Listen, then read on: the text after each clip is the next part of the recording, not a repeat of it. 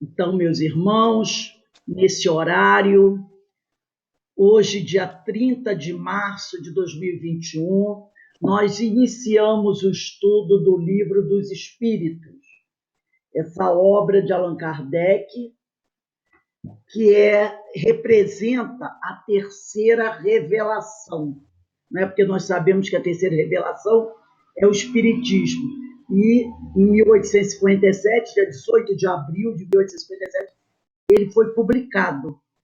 E nós estamos fazendo o estudo desta obra. Nós já estamos na parte primeira, capítulo 3 de O Livro dos Espíritos, que trata da criação. E nós hoje vamos estudar, vamos rever, e para dar continuidade, a questão número 43. Eu vou dar uma paradinha aqui, que tem uma mensagem, deixa eu olhar que mensagem é essa. Ah, foi do Alberto, né? Falando do estudo do livro, do estudo do curso As Epístolas de Paulo. Maravilha, Alberto, que você gosta também de estudar as epístolas. Então, nós vamos iniciar aqui fazendo a leitura.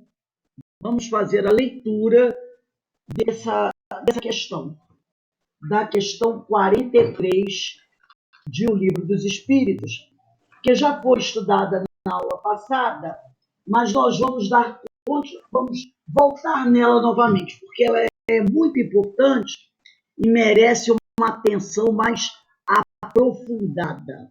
Então, eu vou partilhar aqui o ecrã.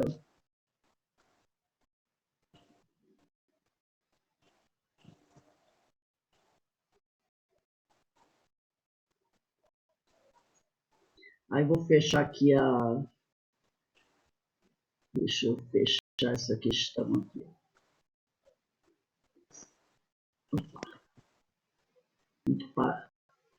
Deixa eu ver onde eu acho aqui para a gente parar. Um instantinho. Pronto. Agora vamos lá. Nós estamos na questão 43. Eu vou ler a pergunta. Quando começou a Terra a ser povoada? No começo, tudo era caos. Os elementos estavam em confusão. Pouco a pouco, cada coisa tomou o seu lugar. Apareceram, então, os seres vivos apropriados ao estado do globo. Essa é a resposta dos espíritos à pergunta de Kardec, quando começou a Terra a ser povoada. Então, nós já vimos comentários aqui de André Luiz falando sobre essa questão. Ele diz aqui, deixa eu colocar isso aqui. Ele diz assim: foi no seio térmico dos oceanos que surgiram os primeiros passos da vida na Terra. Então, mostrando que foi quando foi no fundo do oceano, foi no mar, foi na água, que surgiram os primeiros passos da vida na Terra. Com o encontro dos dois elementos, físico, elemento material, e espiritual, elemento espiritual, o espírito. Espírito com letra minúscula. Lembra? Não é o ser inteligente, é a essência. Tudo isso idealizado e amparado pelos instrutores da vida maior, os grandes espíritos, né? Os grandes devas, os espíritos celestes, os engenheiros estelares. Mas tendo o Cristo à frente. O mestre traçou os caminhos a seguir e ordenou a execução, dando a sua magnânima assistência permanentemente. Dizem os amigos espirituais, se eu não me engano, foi Emmanuel, que 2 vezes esses grandes espíritos se reuniram, parece que no sol, junto de Jesus. A primeira vez, quando eles foram elaborar fazer a elaboração da formação do planeta Terra.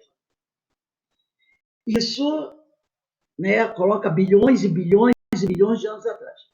E a outra vez que eles se reuniram foram para planejar a vinda do Cristo, quer dizer, mais alguns bilhões de anos depois. Então, imagine, né?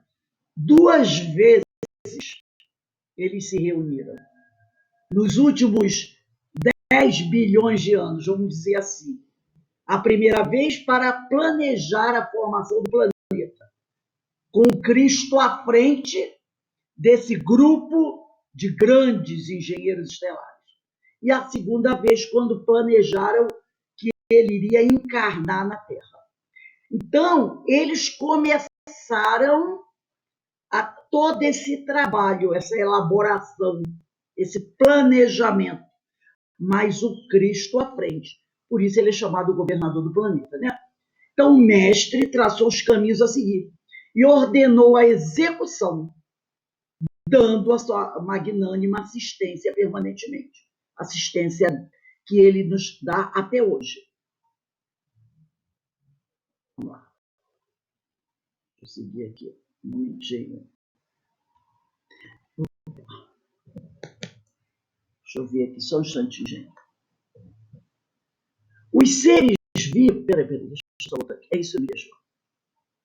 Os seres vivos datam de bilhões de anos, sem que possamos nos certificar da verdadeira data, por nos faltarem recursos para tais determinações. Está lá no livro Evolução em 2 Mundos, no capítulo 3, no item chamado Primórdios da Vida. Realmente, ninguém, nem cientista, nenhum estudioso será capaz de datar até o momento com exatidão quando esses fatos ocorreram e quando os seres vivos, primeiros seres vivos, começaram a se manifestar, né, aqui no nosso planeta. Então, eles datam mais ou menos 3 bilhões de anos, 4 bilhões de anos, mas essas datas não são uma certeza. Falamos até sobre isso semana passada, né? Então, não existe essa certeza, porque nós não temos os recursos para essas determinações e nem o conhecimento intelectual ainda que nos facilite isso. Nesse livro aqui, eu não sei se o dia que vocês puderem adquirir, é um livro muito bom, eu não sei se vocês estão vendo, acredito que talvez estejam vendo sim.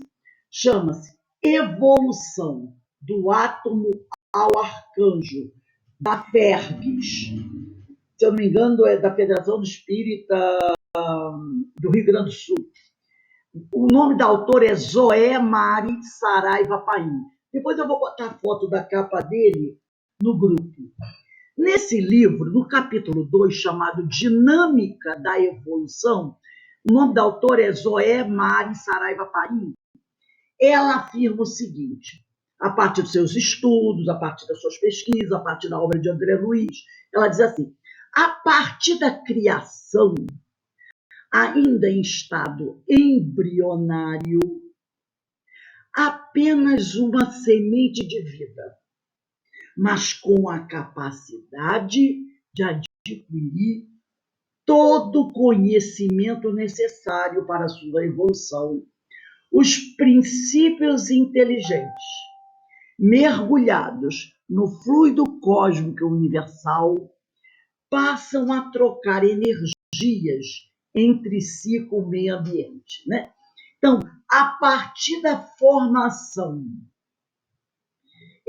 desse princípio inteligente, a mônada celeste, ainda em estado muito embrionário, né? Apenas uma semente de vida, mas já a união do princípio material com o princípio espiritual, tendo como intermediário o fluido cósmico universal. Lembra desse esqueminha que nós colocamos lá? Mas já com a capacidade de adquirir todo o conhecimento necessário para a sua evolução. Essa mônada celeste, esse princípio inteligente, mergulhado no fluido cósmico universal, que envolve a todos nós, eles começam a trocar energias entre si, porque são bilhões e bilhões de princípios inteligentes. Na verdade, não foi um criado. Deus sempre cria e continua criando, assim disse Jesus. Né? Tanto que está lá na Gênesis, capítulo 1, versículo 1. No princípio, Deus criou a terra. Quando foi esse princípio? Ninguém sabe. Então, desde o princípio, Deus cria. Então, ou melhor, Deus já criava antes do princípio, né? Se a gente começar a filosofar. Então, esses princípios inteligentes, desde que criados, passam a trocar energias entre si e com o meio ambiente se encontram no trabalho incessante de conservação da própria vida, pela lei de afinidade ou lei de atração e repulsão. Eles vão se agrupando. Então, desde que criados e que o princípio espiritual se uniu com o princípio material, né, tendo como intermediário o fluido cósmico, aí o princípio espiritual pode agir sobre o elemento material, com a ajuda do fluido cósmico. Ele pode agir. A partir desse momento, ele já começa a trocar energias entre si e com o meio ambiente, nesse trabalho incessante de conservação da própria vida. E pela lei de afinidade ou de atração e repulsão, eles vão se agrupando. André Luiz, no livro Evolução em Dois Mundos, no capítulo 3, explica, diz a Zoé, a autora desse livro, que a evolução se processa em dois planos, no plano material e no plano espiritual.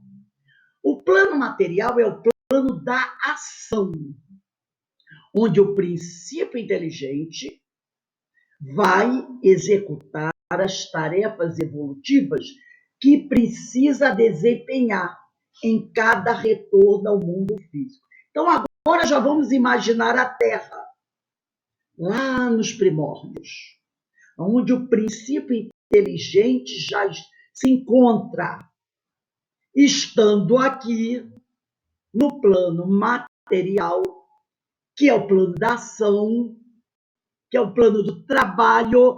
Ontem, a Rosângela, no estudo Educação dos Sentimentos, foi o Alberto, se eu não me engano, que fez uma pergunta assim, não foi, Alberto?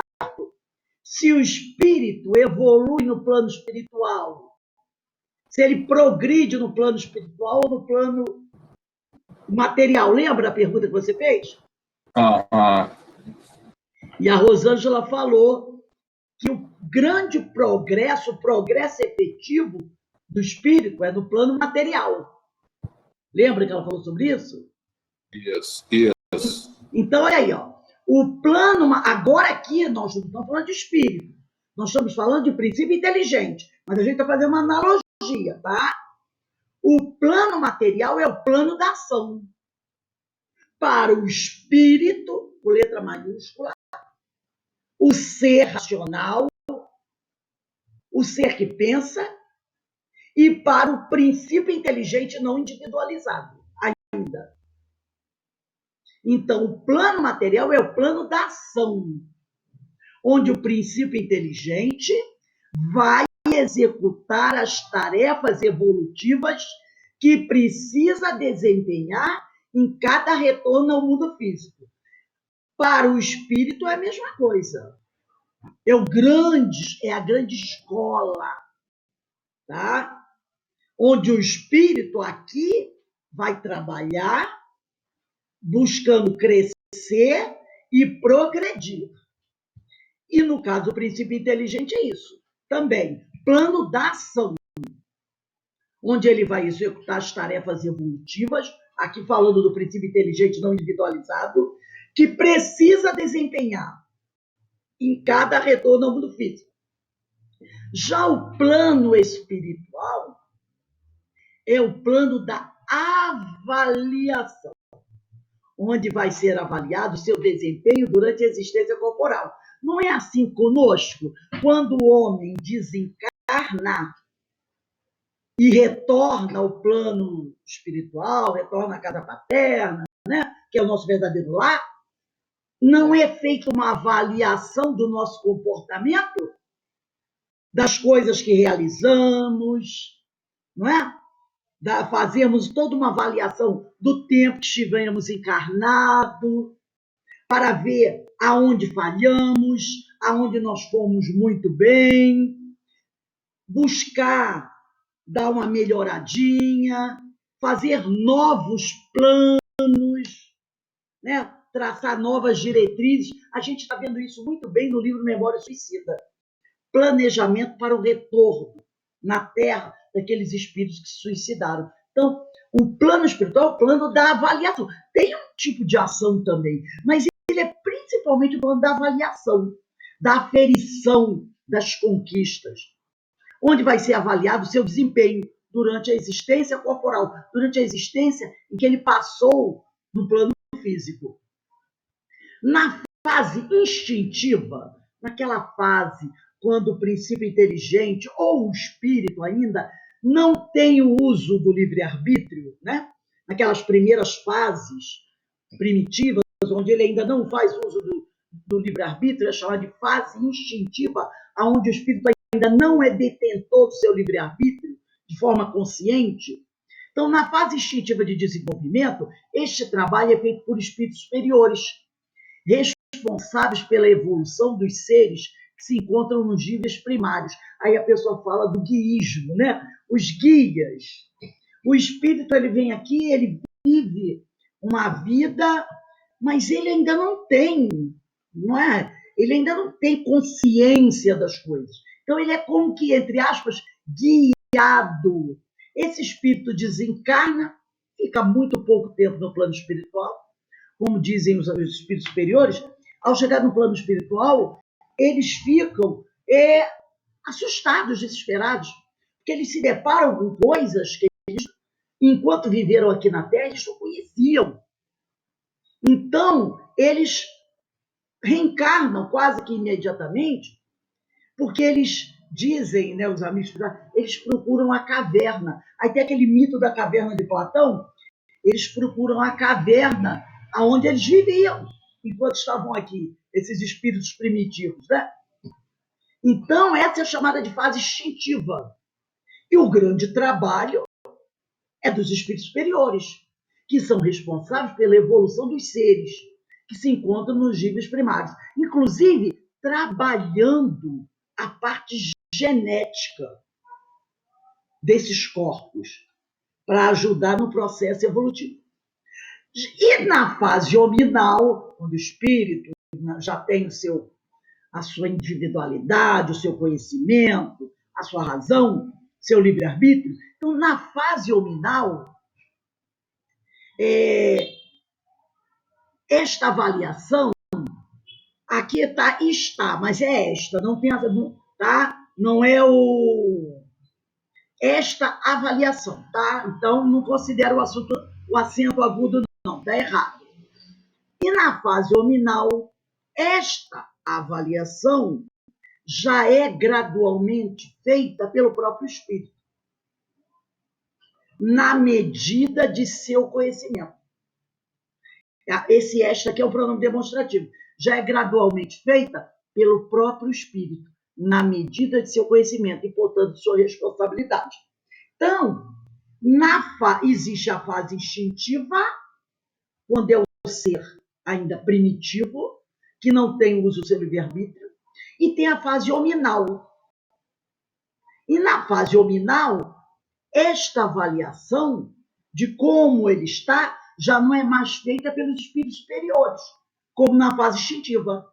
Ela é feita pelo próprio espírito, na medida de seu conhecimento e, portanto, de sua responsabilidade. É a fase da razão, o uso do livre-arbítrio. Então, na fase hominal, somos nós que fazemos a avaliação gradual do nosso comportamento, das nossas ações, na medida do nosso grau evolutivo. Mas, mesmo que a gente ainda tenha um grau evolutivo baixo, mas nós já já temos condições de avaliar como foi a nossa caminhada. Então, é diferente. Na fase instintiva, a avaliação é feita pelos espíritos superiores, daqueles espíritos que estão retornando. Na fase hominal, esta avaliação já é gradualmente feita pelo próprio espírito, na medida de seu conhecimento, portanto, de sua responsabilidade. É chamada a fase da razão, a fase do uso do livre-arbítrio. Como já vimos, os princípios inteligentes, ou mônadas celestes, é um nome também que nós conhecemos, mergulhados no fluido cósmico, aprendem, desde a sua criação, a trabalhar a matéria, movidos por forças que lhes são intrínsecas e que André Luiz chama de forças ativas e passivas, ao influxo da grande lei de atração e repulsão, ou lei de afinidade, que comanda todo o movimento dos seres. Então, como nós falamos antes, é aqui, né? Não é que ele vai começar a colocar em ação. É o plano material, o plano da ação. Então, já desde cedo, desde o momento que esse princípio inteligente, que o princípio espiritual se une ao princípio material por força do fluido cósmico, e com a ajuda dele ele vai poder interferir na matéria, eles começam a trabalhar a matéria. Por isso que tem aquela passagem, meu pai sempre trabalhou e trabalha até hoje, e eu trabalho também. Jesus não falou isso? Falou. Meu pai continua trabalhando e sempre trabalhou, e eu trabalho também. Mostrando que o princípio espiritual também trabalha, desde a sua criação. Todos os seres trabalham desde a sua criação. Então, desde a sua criação, o princípio inteligente trabalha. Aí a gente vai percebendo os ensinos de Jesus. Se o Pai trabalha desde de eterno até hoje, e se Jesus trabalha, tudo que compõe o universo e que tem vida, trabalha também. A exemplo do Senhor. Né? E eles trabalham movidos por forças que eles são intrínsecas, fazem parte do ser. E André Luiz chama de forças ativas e passivas. Há um influxo da grande lei de atração e repulsão, ou lei de afinidade, que comanda todo o movimento dos seres. Então, nada está parado no universo. Ao impulso dessas forças, os princípios inteligentes vão plasmando, tá? Vão plasmando, aqui está plasmando, faltou um S, vão plasmando seu perispírito, vão modelando seu perispírito, de modo a capacitá-lo a responder aos estímulos que lhe chegam do meio ambiente. Então, lá desde o início, eles vão moldando o que será um perispírito quando se tornar espírito.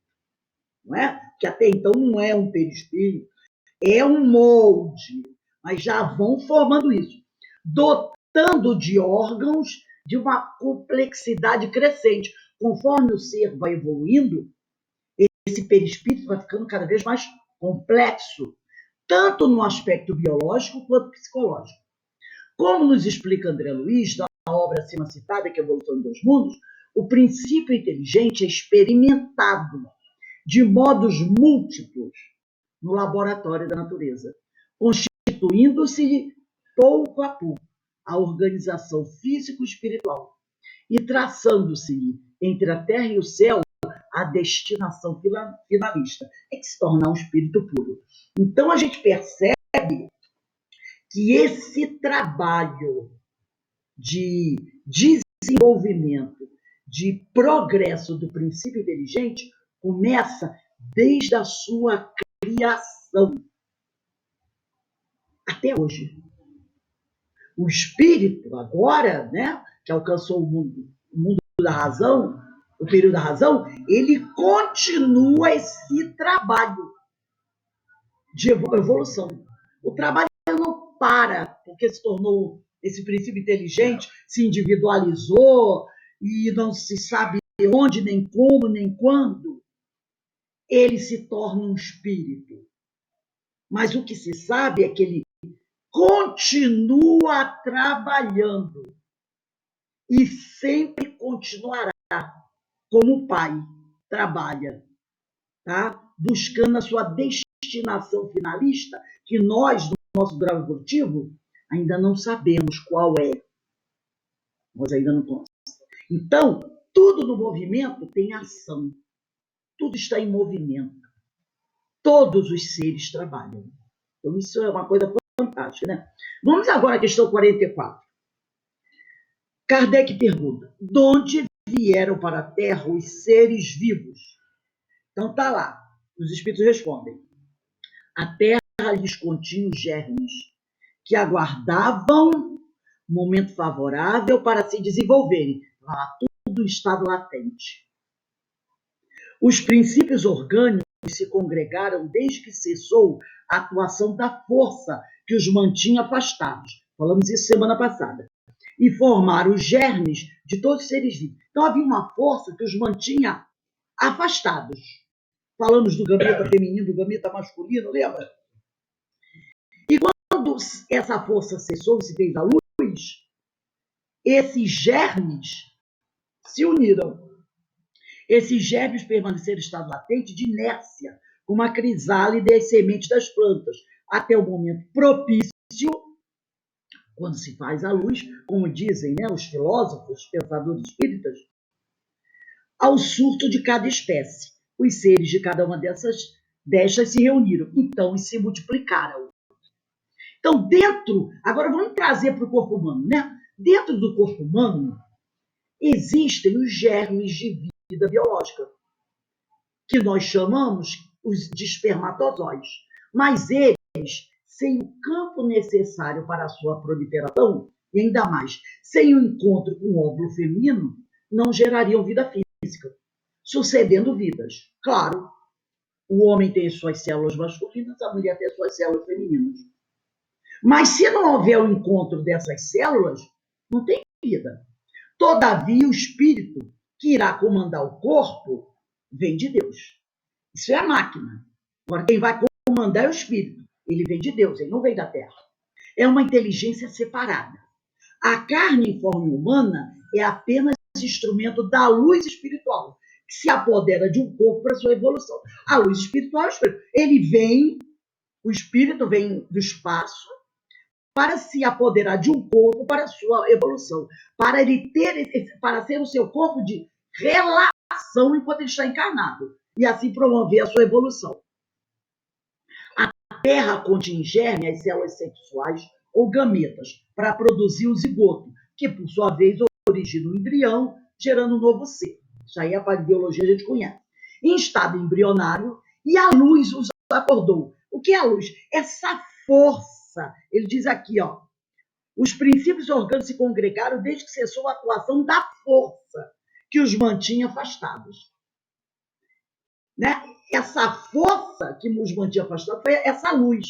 E quando essa força para, não é, de mantê-los afastados, eles despertam para o encontro com os elementos lançados pelos espíritos encarregados por Jesus para despertar a própria vida do começo da vida do planeta. Vamos pegar aqui a questão 45.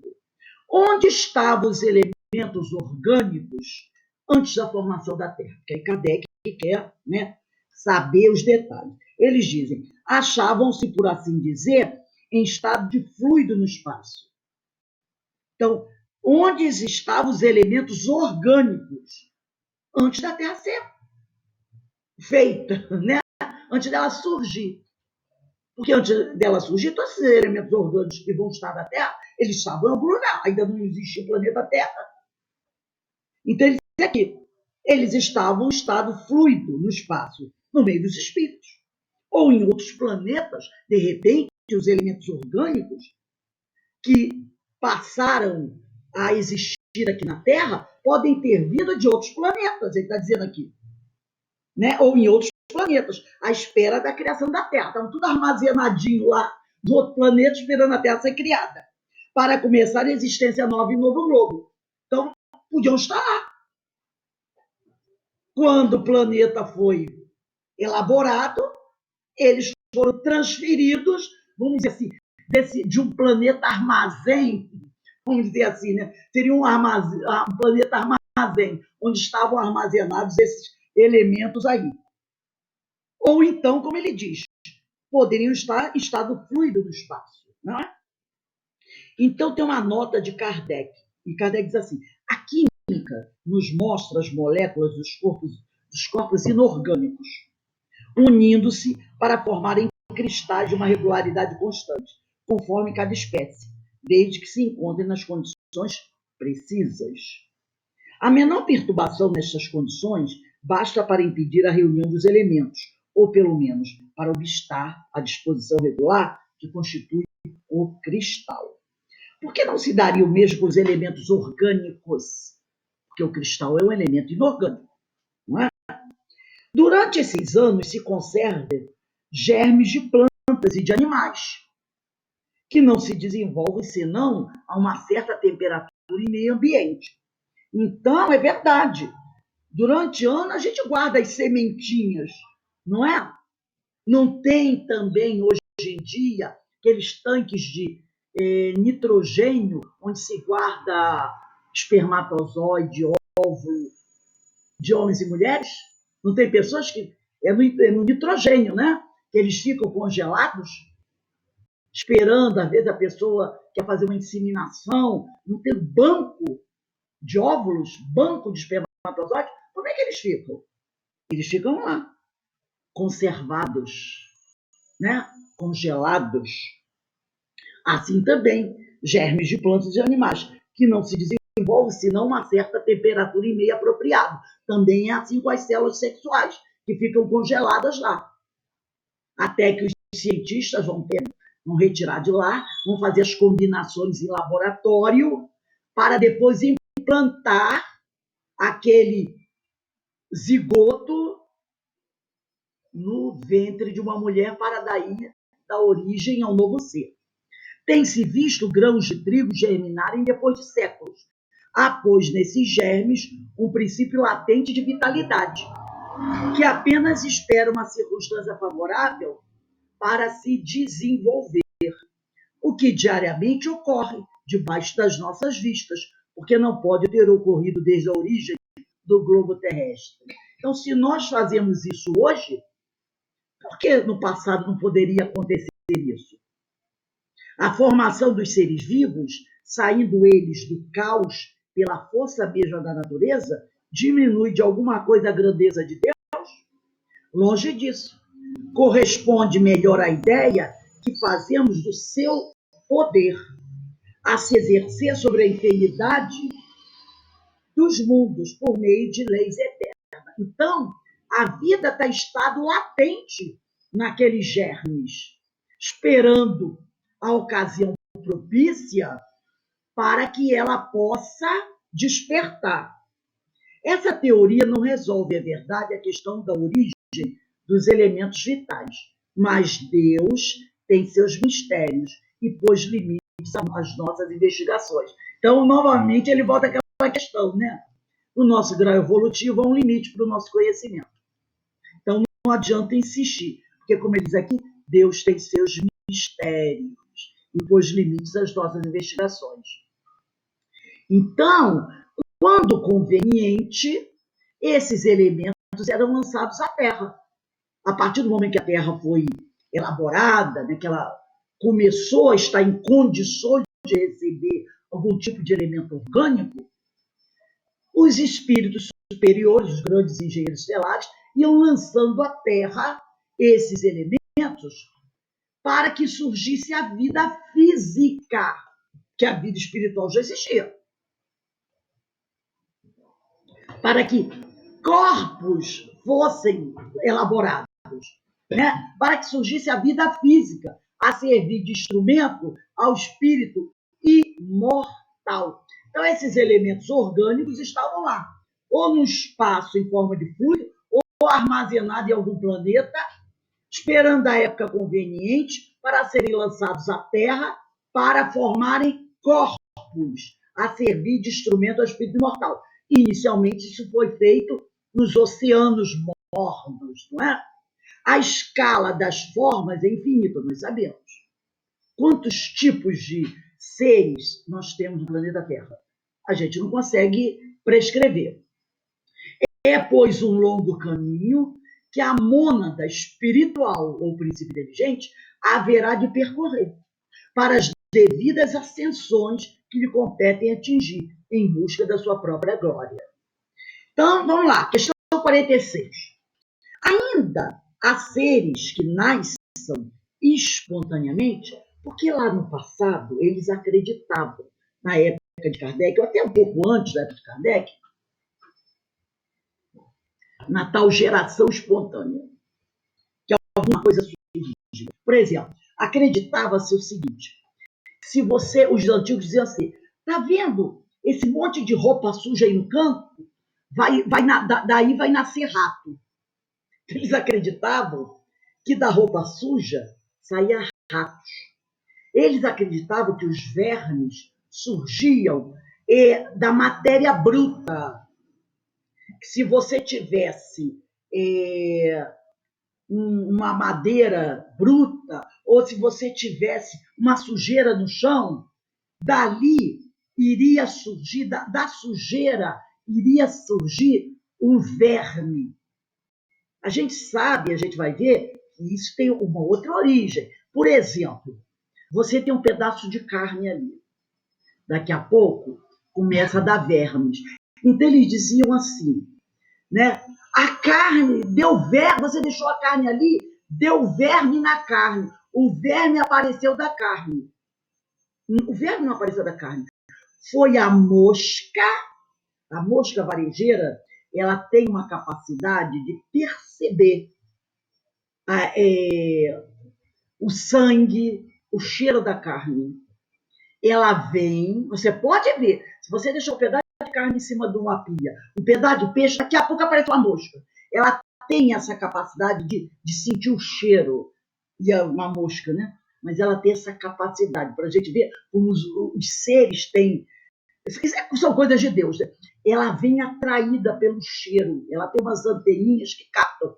Ela vai ali, ela põe o ovo. Aquele ovo vai gerar o verme. Mas os antigos não sabiam disso. Então eles diziam que a carne deu bicho, que o bicho saiu daquele pedaço de carne, que o bicho saía de um sapato sujo. Você deixava o sapato sujo, você aparecia. O sapato sujo deu verme, como se um elemento bruto dele pudesse surgir a vida. Essa é a ideia da geração espontânea. E aí, eles faziam essa pergunta, Kardec fazia essa pergunta, que a ideia da geração espontânea era muito forte à época dele. E os espíritos respondem.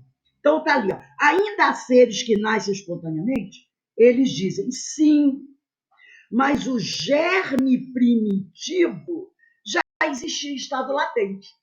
Então, o ser, ele pode nascer espontaneamente, mas havia um germe primitivo que estava ali, em estado latente.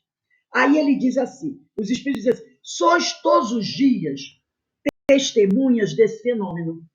Os tecidos do corpo humano e o dos animais não encerram os germes, quer dizer, não contém os germes de uma multidão de vermes que só esperam para desabrochar a fermentação pútrida que lhes é necessária a existência?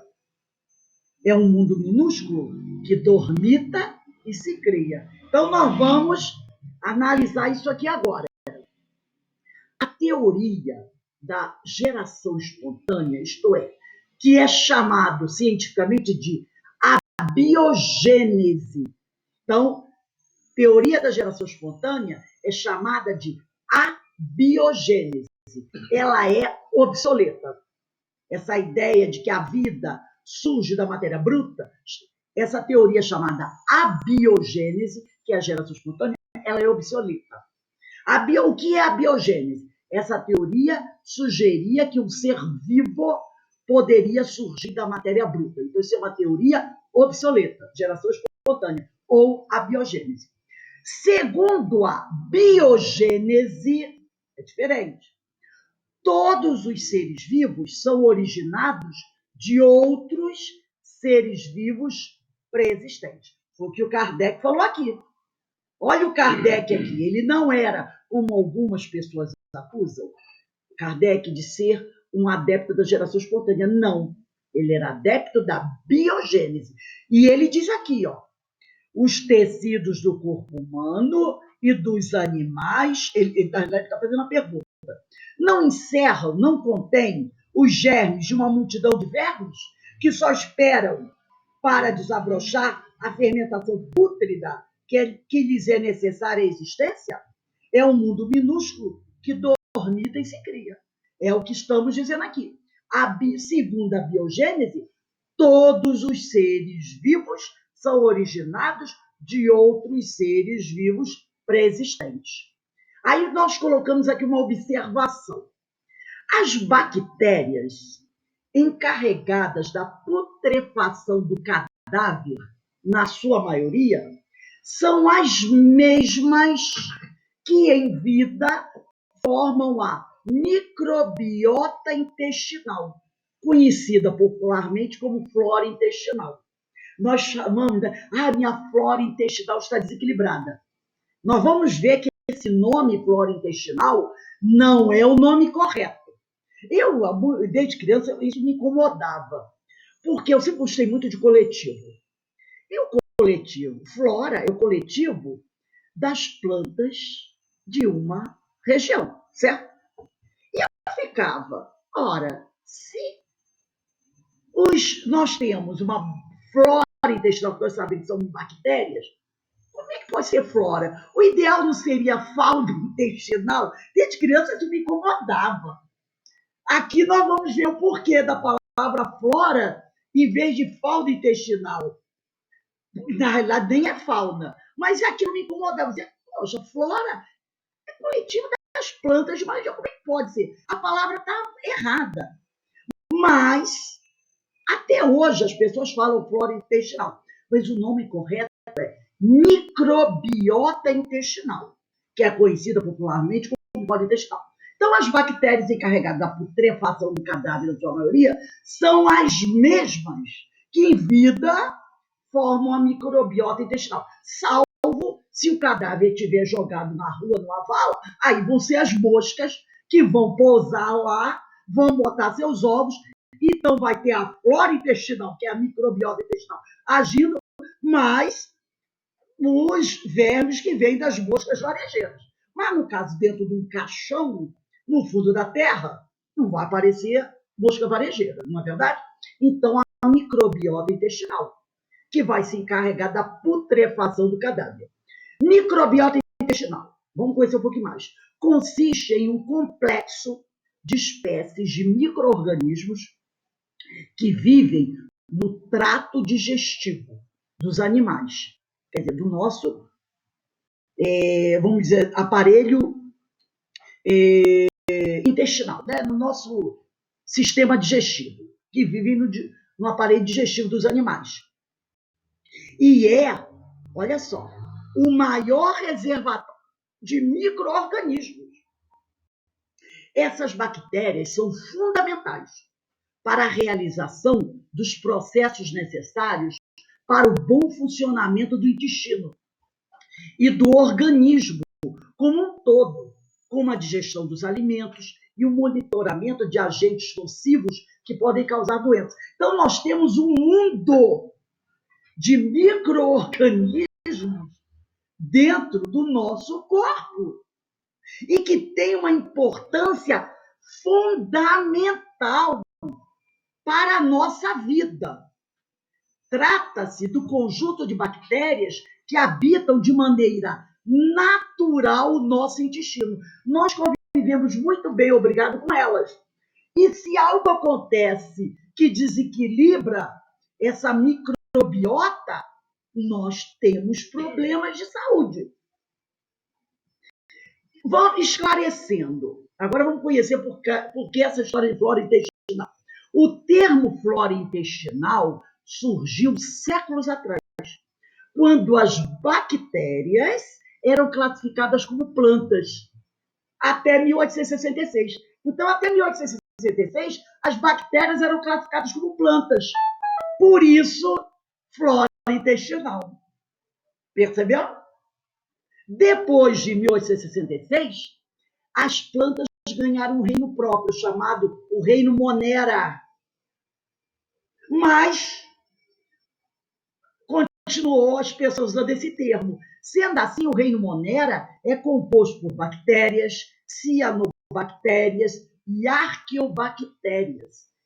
Já em ecologia, o termo microbiota é um conjunto de micro-organismos que habitam um ecossistema, principalmente as bactérias. Então, é usado esse nome. A gente usa até hoje flora intestinal, porque até 1863 as bactérias eram classificadas como plantas. Por isso que eles colocavam flora intestinal. São entre as plantas do intestino. Mas depois elas passaram a ter um reino próprio, né? Chamado Reino Monera. Mas as pessoas continuaram a chamar flora intestinal. Então a gente agora já sabe que o nome correto é microbiota e não flora intestinal, né? Então a gente tem que também ter esse conhecimento. Vamos agora à questão 47. A espécie humana se encontrava entre os elementos orgânicos contidos no globo terrestre? E os espíritos dizem sim, sim. Então, ela se encontrava entre os elementos orgânicos contidos no sim e veio a seu tempo. Foi o que deu lugar a que se dissesse que o homem se formou do limo da terra, não é?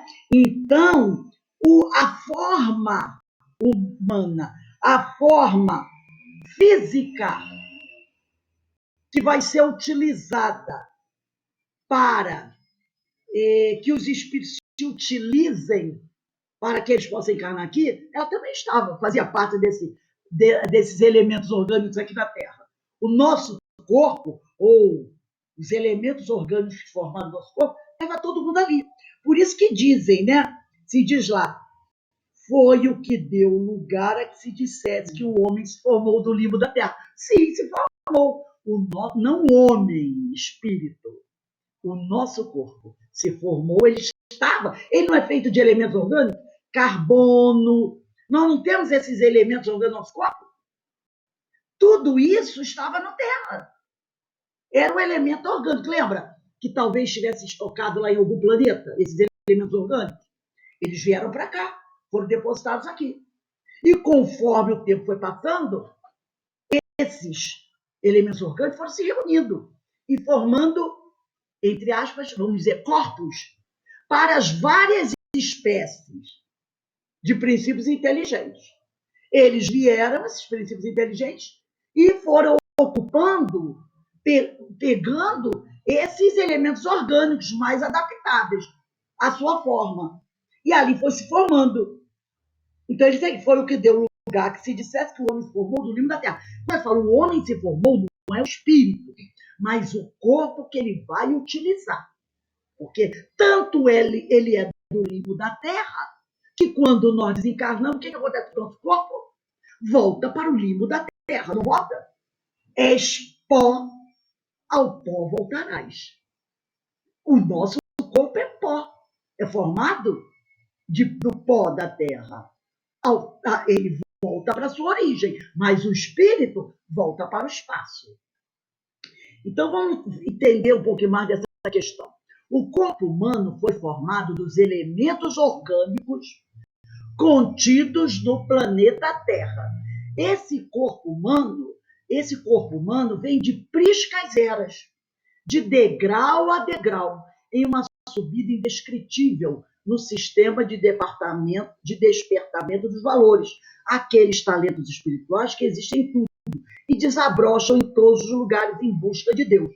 Então, eles foram formados desses elementos orgânicos. E ele vem lá, desde aquela amebazinha que foi se formando, que foi sendo combinada pelos grandes engenheiros siderais para ir elaborando corpos para que eles pudessem estar apropriados para que os princípios inteligentes ali existissem.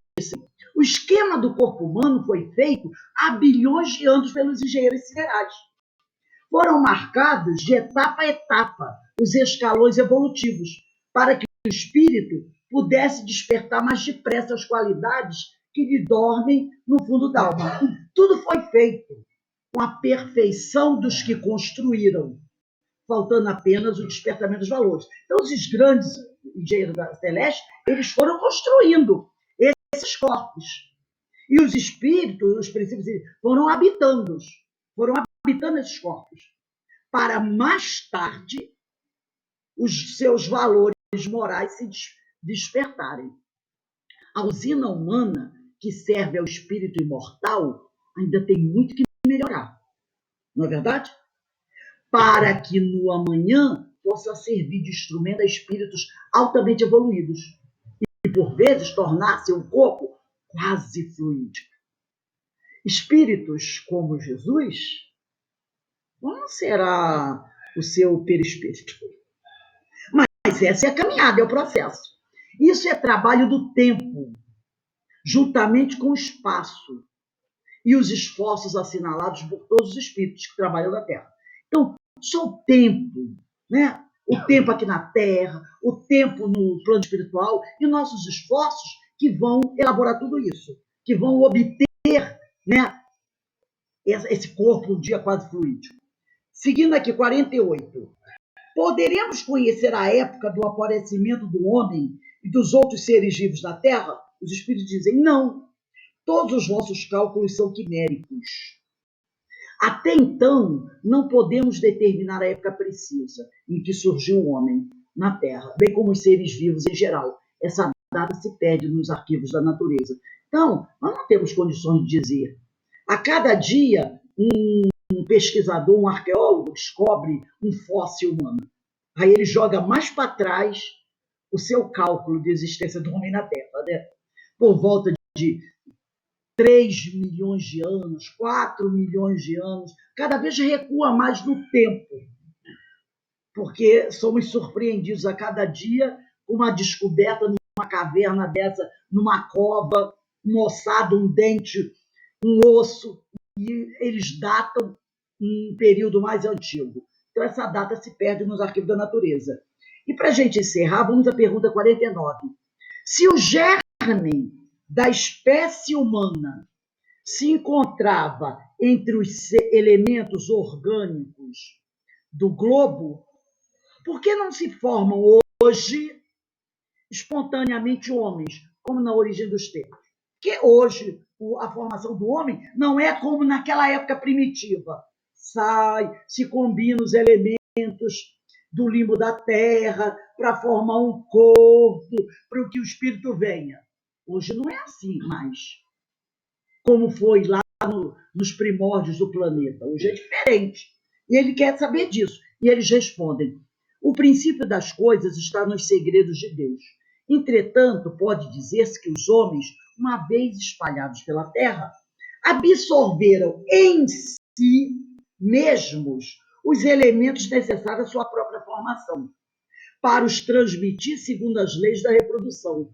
O mesmo se deu com as diferentes espécies de seres vivos. Porque lá nos primórdios, foi se esperando que os elementos se reunissem em bilhões e bilhões de anos para se formar um corpo, para que o espírito.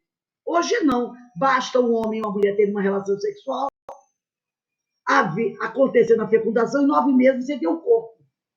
Quando antes, lá dos primórdios, foram necessários bilhões de anos para que isso acontecesse, para se formar um corpo em condições do espírito habitar. Então ele pergunta, por que hoje não continua sendo como era naquela época? O aparecimento do homem na Terra não aconteceu diretamente, né? Do germen ao homem, sem as devidas escalas. Houve escalas, sem as variadas formas organizadas pelas inteligências superiores. Há um progresso em tudo que existe, cuja força vem de Deus. Deus, que comanda tudo por intermédio dos espíritos superiores, encarregados do aperfeiçoamento de todas as coisas. Então, na época, não foi uma coisa assim, veio do germe ao homem, não. Houve etapas a serem obedecidas, houve escalas, houve formas. As primeiras formas humanas eram experiências. Hoje, aquelas formas que os homens utilizaram não existem mais. Aquelas formas grosseiras, elas não existem mais. Elas desapareceram. A forma do homem hoje é totalmente diferente da forma dos primeiros homens chegarem na Terra. E aquela forma não vai existir mais. Não vai existir mais. O homem com o cérebro atrás da face. Essa forma não existe mais, ela desapareceu. Ela foi extinta. As formas foram se evoluindo. Aquele Tiranossauro Rex desapareceu. O mamute, ele desapareceu. Deu origem ao elefante. Esses lagartos que a gente vê andando pelo quintal, eles no passado foram terríveis dinossauros. Hoje eles são lagartos. É o camaleão que anda por aí. Ele não vai voltar a ser dinossauro. Entendeu? Houve escalas e essas formas, com o passar do tempo, elas foram desaparecendo. Foram entrando em extinção, como as nossas formas atuais, um dia também irão entrando em extinção, até que nós tenhamos apenas corpos fluídicos. Ninguém vai dizer assim, cadê aquele meu corpinho material que me deixava doente, que eu tinha que proteger do coronavírus, não é? Que eu tinha diabetes. Esse corpinho vai desaparecer. Nós não iremos mais produzir corpos desse nível. A partir do momento que esses corpos desaparecerem, os espíritos não irão mais produzir esses corpos, a não ser em outros planetas que estão naquele grau evolutivo dessas formas. Há um progresso em tudo que existe, cuja forma, a força, vem de Deus, que comanda tudo por intermédio dos espíritos superiores, encarregados do aperfeiçoamento de todas as coisas. Quer ver um exemplo? Os computadores. Os computadores, quando começaram a surgir na década de 50, né, eram caixas imensas. Hoje, nós temos um celular na mão. Alguém vai querer fabricar aquilo para botar dentro da sua casa? Claro que não. Alguém vai querer aquele telefone preto, grande, apesar de ser muito bonito? Não. Inclusive, o telefone fixo está desaparecendo, está ficando só o celular. Então, essas formas vão desaparecendo. Há um progresso em tudo que existe, cuja força vem de Deus, que comanda tudo por intermédio dos espíritos superiores, encarregados do aperfeiçoamento de todas as coisas. Depois que os corpos, tanto dos homens quanto dos animais, de todas as ramificações, tomam as posições desejadas pelos espíritos superiores, as formas delineadas pelos engenheiros siderais, neles mesmos, homens e animais, contêm a semente da continuação da espécie, que prolifera em todas as direções. Então, o homem hoje contém na sua célula sexual, que é o espermatozoide, e a mulher no óvulo, os elementos para a continuação da espécie. Não precisa mais buscar o elemento orgânico do lima da terra. Já está inserido nos nossos gametas, femininos e masculinos, a semente, o código. Aí o pessoal fala do código do DNA, não é isso? O modelo organizador biológico da espécie. Basta que haja fecundação, união do ser feminino com o masculino, para criar vida. Isso em todas as direções, em todos os homens e animais. Isso está lá, inserido, o código genético, o modelo organizador biológico. Isso é uma conquista do espírito. Ele não não precisa mais esperar milhões de anos para formar um corpo. Isso já está inserido lá. Do germe ao homem, há uma escala que devemos estudar e examinar. Isso é matéria para estudo, e nós estamos estudando. Mas lembremos que o princípio do homem, aí ele está falando do espírito, está nos segredos de Deus. Isso está nos segredos de Deus. A questão da formação do corpo humano, nós estamos estudando. Os cientistas estão estudando, não é? Mas o princípio do homem. E o que é o homem? O homem é espírito. Isso está nos segredos de Deus. Tá? Então, é aí que nós temos que ter a nossa humildade de entender isso. Não é? Então, a gente percebe como é lindo esse estudo, não é? Esse estudo desse processo evolutivo. Isso é lindo, gente. Isso é uma coisa maravilhosa. E graças a Deus que a doutrina nos proporciona essa oportunidade. Não é verdade? Poucas, poderíamos dizer assim, poucas filosofias no aspecto religioso, eu poderia dizer assim, nos dá essa oportunidade de conhecer esse tipo de coisa. Porque algumas dizem assim, não, isso é mistério divino e a gente não tem que estudar. Mas nós temos essa oportunidade de fazer esse estudo, né? E é uma coisa maravilhosa. Eu, pelo menos, sou apaixonada por isso. E tudo está aí para que a gente estude. Então, a gente vê como essa obra de Kardec é maravilhosa. E tem gente querendo revisar, dizendo que está ultrapassado. Não é? Quanta coisa! E Emmanuel diz, né, que isso aqui é doutrina para mais 500 anos. Se a gente estudar. Se não, põe mais tempo nisso. Então, não tem que ser revisado. Alguém gostaria de dizer alguma coisa?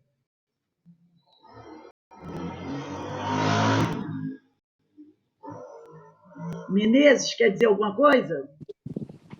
Rose, esse trabalho que você fez é de que obra? Eu não peguei. O livro? Eu usei, uma das obras que eu usei foi essa aqui.